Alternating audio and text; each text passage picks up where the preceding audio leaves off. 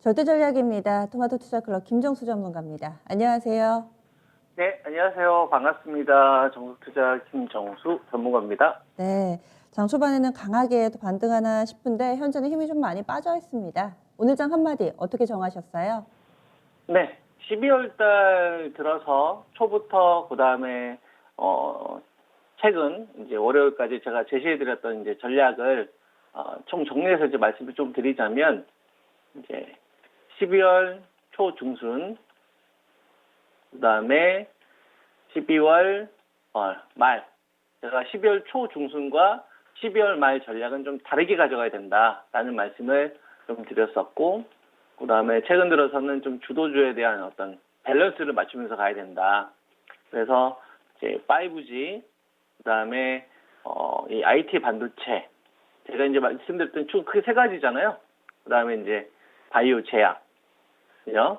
그래서 이제 12월 초 중순과 그 다음에 12월 말은 12월 초 중순 같은 경우에는 이제 호재를 이용을 해서 적극적으로 좀 순환매도 좀 노리면서 이 IT 반도체와 그다음에 이제 바이오 제약에서 좀 순환매 전략을 적극적으로 가져가자라는 말씀 좀 드렸었고, 그다음에 이제 5G 같은 경우는 이제 12월 달에서 이제 1월 달 좀 비중 확대 전략으로 가져가서 내년도에 가장 좀 기대수익이 좀 높은 섹터다. 리스크 가장 좀 적다. 지금 시장이 밸류 부담을 좀 느끼고 있기 때문에 12월 달에서 1월 달에 여러분들이 가장 안정적으로 좀 투자할 수 있는 섹터다라는 말씀을 좀 드리면서 지금까지 왔었잖아요.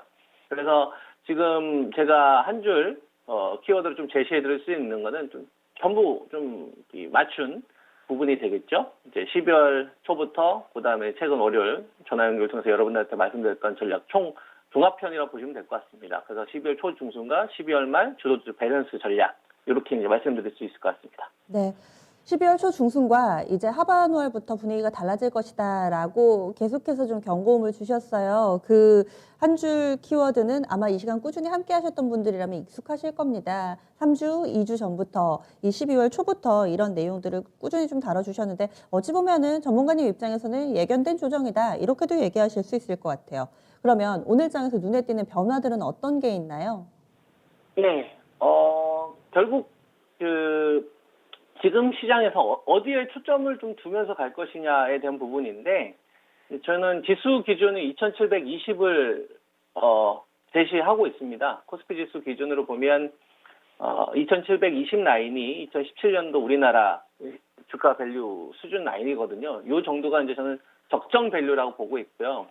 그다음에 이제 여기서 플러스 알파 되는 이 요인들, 뭐 유동장세가 될 수도 있을 거고 추가적인 어떤 모멘텀적인 요인이 작용을 하게 되면 위쪽으로는 코스피 지수 기준으로 이제 2,920에서 3,050선까지 열려 있다. 이런 말씀을 좀 드리고 있고, 반대로 2,720 라인이 좀 무너지게 되면 우리가 이제 기억해야 될 게 2,570과 그다음에 이제 2,450 라인대 이 라인이죠.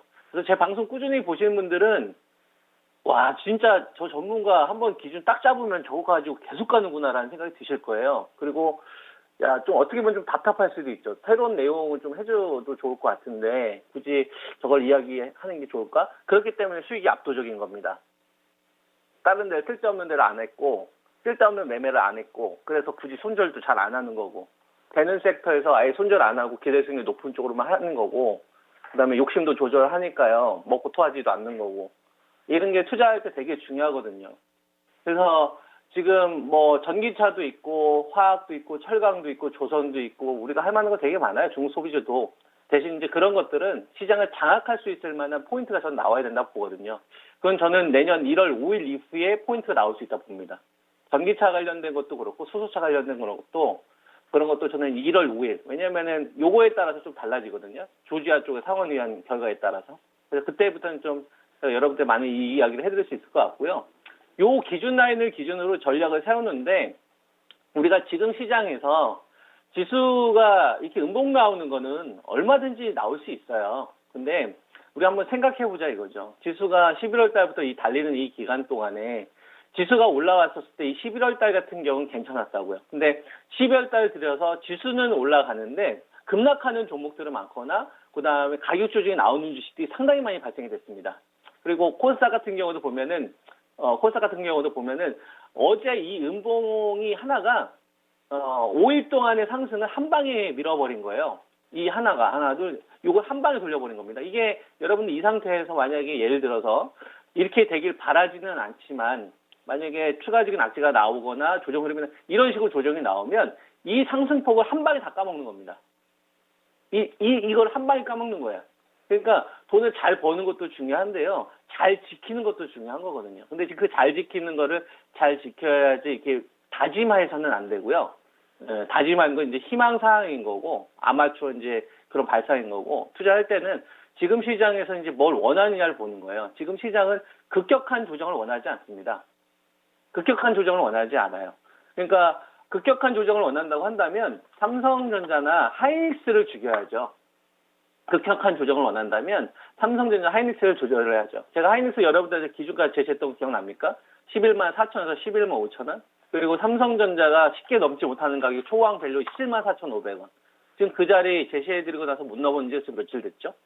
그러니까 밸류 자리를 쉽게 지금 이 주식들이 뭐 넘어가지도 않고 그렇다고 급격하게 무너지지도 않아요. 그리고 코로나 관련된 주도주였던 네이버 같은 주식들이 무너져야 이런 애들이 추세가 급락해주는 흐름이 나야 조정폭이 커지는 건데 오늘 같은 경우 보면은 NC 소프트 같은 주식은 올라가잖아요.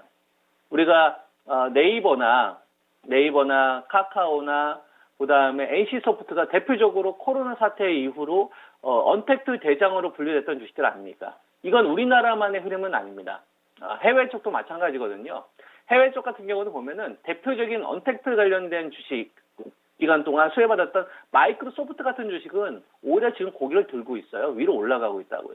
그 다음에 미국 쪽에서 지금 뭐 펀드에서 가장 높은 성과를 보이고 있는 유명한 펀드 매니저들 같은 경우도 보면 그 사람들 자체가 시장이 급락하게 되면 오히려 이제 아마존이나 마이크로소프트나 애플 같은 주식을 안전자산으로 인정을 합니다. 왜냐하면은 이 달러에 대한 이 장기적인 악세에 대해서, 그죠? 장기적인 약세에 대해서 안전자산으로 오히려 생각을 해보는 거예요. 주식이기도 하지만 안정자산으로 생각하는 거죠. 풍부한 유동성상에 의해서 인플레이션 해지 대상 수단으로.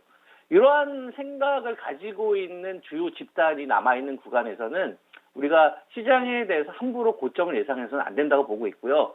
이 조정을 지수로 보기 때문에 전 답답한 거다. 그래서 답답했을 때는 답답한 걸로 마주치면 됩니다. 굳이 맞출 필요 없고 2720이라는 자료를 봤었을 때는 현재 시장에 대해서 밸류 부담을 느끼고 있으니까 밸류 부담이 없는 쪽으로 가면 되겠구나 이래갖고 생각하면 되는 거죠.